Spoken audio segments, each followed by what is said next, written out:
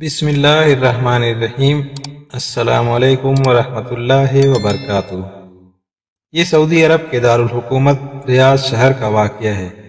ایک نیک خاتون رمضان المبارک کے مہینے میں ہر روز افطار سے پہلے تمام بچوں کو اکٹھا کرتی اور ان سے کہتی کہ جو کچھ میں کہوں اور کروں تم بھی وہی کہنا اور کرنا۔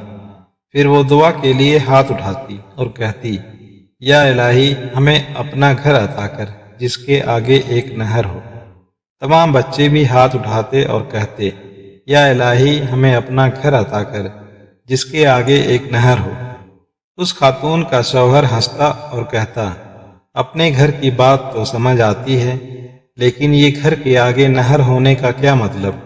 اس صحرائی علاقے میں نہر کہاں سے آئے گی؟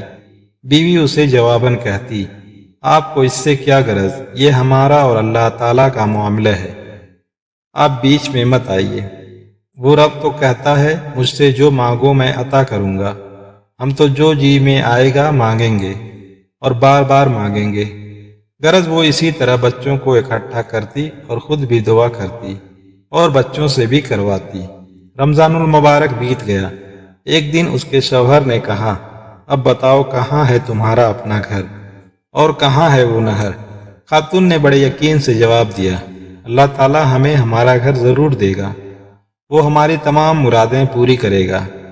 اس سے اگلا واقعہ وہ خود بیان کرتی ہیں اور کہتی ہیں کہ میں شوال کے 6 روزے رکھ کر فارغ ہوئی تھی کہ ایک روز بڑا عجیب واقعہ پیش آیا۔ میرے شوہر عصر کی نماز پڑھ کر مسجد سے نکل رہے تھے کہ ریاض کے ایک امیر آدمی نے ان کا راستہ روکا۔ میرے شوہر انہیں جانتے تک نہ تھے۔ اس آدمی نے انہیں سلام کیا اور کہا، میرے پاس ایک گھر ہے، آدھے گھر میں تو میں اپنے والد کے ساتھ رہتا ہوں، مگر گھر کا دوسرا نصف حصہ خالی پڑا ہے۔ اللہ تعالیٰ نے مجھے اور میری اولاد کو اپنے فضل و کرم سے بہت نوازا ہے، ہمیں اس آدھے گھر کی ضرورت نہیں۔ آج اس ارادے سے گھر سے نکلا تھا کہ نماز عصر کے بعد مسجد سے نکلنے والے پہلے آدمی کو میں وہ آدھا گھر ہدیہ دے دوں گا۔ یوں آپ سے ملاقات ہوئی تو گزارش ہے کہ میرا آدھا گھر ہدیتاً قبول فرما لیں۔ بلا قیمت مکان لیتے ہوئے ہمیں تردد ہوا۔ وہ صاحب کہنے لگے، اگر آپ کی تسلی قیمت دیے بغیر نہیں ہوتی تو جتنی رقم آپ آسانی سے دے سکتے ہیں دے دیجیے۔ خیر ہم نے کچھ اپنے پاس اور کچھ ادھر ادھر سے جو رقم اکٹھی کی وہ کم و بیش 8,000 ریال بن گئے۔ وہ رقم ہم نے اس آدمی کے حوالے کر دی۔ اب ہم اس آدھے مکان کے مالک بن گئے تھے۔ مکان ریاض شہر کے ایک ماڈرن علاقے میں واقع تھا۔ سچ ہے کہ جو انسان سچے دل سے اللہ تعالیٰ کو پکارتا ہے، اللہ تعالیٰ بھی اس کی پکار ضرور سنتا ہے۔ لیکن ایک بات نے مجھے پریشان کر رکھا تھا۔ میں نے اللہ سے جو گھر مانگا تھا اس کے آگے نہر ہونی تھی۔ مکان تو مل گیا پر اس کے آگے نہر نہیں تھی۔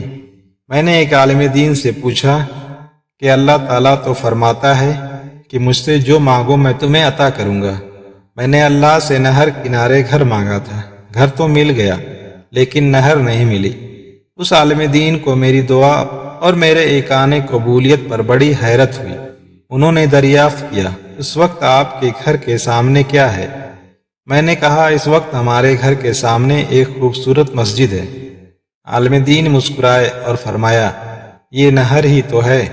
پھر انہوں نے میرے سامنے یہ حدیث مبارکہ بیان کی کہ حدیث میں نبی صلی اللہ علیہ وسلم نے ایک صحابی سے فرمایا کہ آدمی کا گھر نہر کنارے ہو اور وہ اس میں روزانہ 5 مرتبہ غسل کرے تو کیا اس کے بدن پر میل کچیل رہے گا؟